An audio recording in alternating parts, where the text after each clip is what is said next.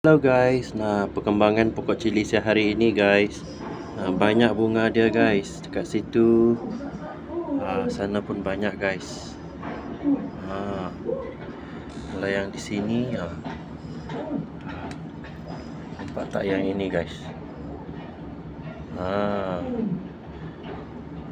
Sudah mulai membesar bunga dia. Dekat sini pun sama guys. Hari itu buah yang sudah masak saya sudah petik guys. Sekarang dia berbunga. Banyak lebat bunga dia kali ini. Ada yang masih kecil.